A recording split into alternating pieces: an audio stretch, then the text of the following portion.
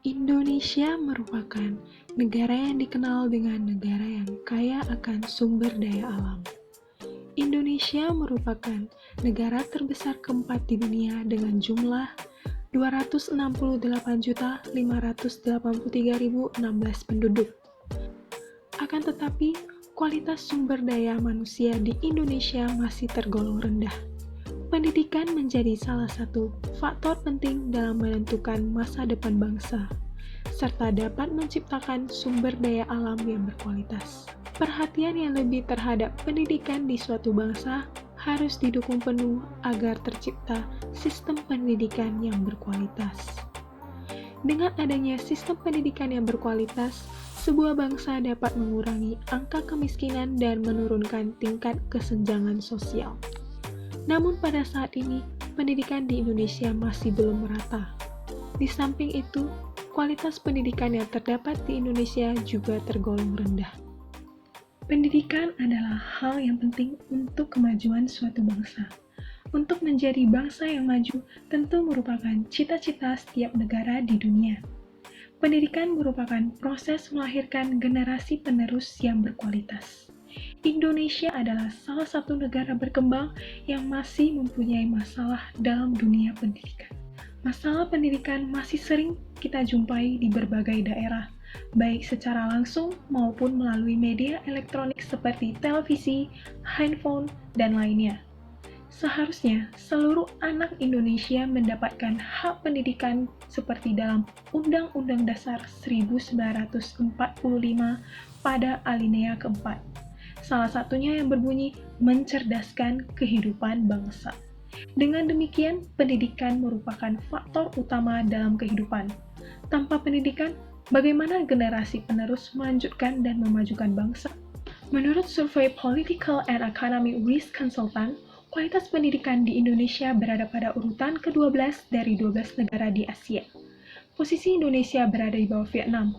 Data yang dilaporkan The World Economic Forum Swedia, Indonesia memiliki daya saing rendah, yaitu hanya menduduki urutan ke-37 dari 57 negara yang disurvei di dunia. Penyebab rendahnya mutu pendidikan di Indonesia antara lain adalah masalah efektivitas, efisiensi, dan standarisasi pengajaran. Selain kurang kreatifnya para pendidik dalam membimbing siswa, kurikulum yang membuat pendidikan semakin mundur. Kurikulum hanya didasarkan pada pengetahuan pemerintah tanpa memperhatikan kebutuhan masyarakat. Meski begitu, indeks pembangunan manusia melorot di urutan bawah. Dan ranking pelajar kita ada di barisan depan tapi dari belakang. Sungguh menyedihkan. Tapi salah satu akar masalahnya bisa jadi adalah sistem pendidikan massal. Karena sistem ini bikin standar yang sama buat semua murid, mendewakan nilai, mematikan nalar berpikir kritis, menyeragamkan kemampuan, dan di saat yang sama menghilangkan jati diri dan keunikan setiap muridnya. Di sisi lain, masalah pendidikan ada di kualitasnya, bukan kuantitasnya. Pendidikan ini harus diperjuangkan untuk masa depan. Ngelatih kemampuan guru setinggi langit, sediain makanan protein tinggi buat perbaikan gizi anak Indonesia. Dan ngerombak ulang kurikulum pendidikan, supaya semua anak berkembang sesuai minat dan bakatnya masing-masing. Pada akhirnya, jika mendapat nilai jelek, harus bisa menghargai proses belajar dan buang jauh-jauh rasa curang untuk nilai yang tinggi. Yang benar-benar dibutuhkan bukanlah nilai, tetapi rasa ingin tahu dan kemauan ingin belajar. Dari sanalah kita terus mencari dan belajar tentang diri kita. Survei PISA, Program for International Student Assessment, merupakan studi yang menilai kemampuan matematika, membaca, serta kinerja sains dari 600.000 anak yang berusia 15 tahun dari 79 negara. Hasil survei PISA 2018, Indonesia mendapat peringkat ke-74 dari 79 negara. Hal ini menunjukkan bahwa masih rendahnya kualitas pendidikan di Indonesia dan masih banyak anak-anak di Indonesia yang tidak mendapatkan pendidikan yang memadai.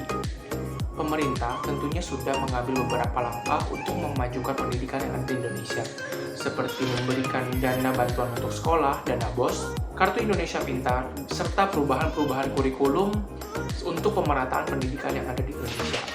Hal ini diambil oleh pemerintah, dilakukan oleh pemerintah sebagai bentuk upaya mereka terhadap Indonesia untuk memajukan kualitas pendidikan di Indonesia serta pemerataan pendidikan yang ada di Indonesia.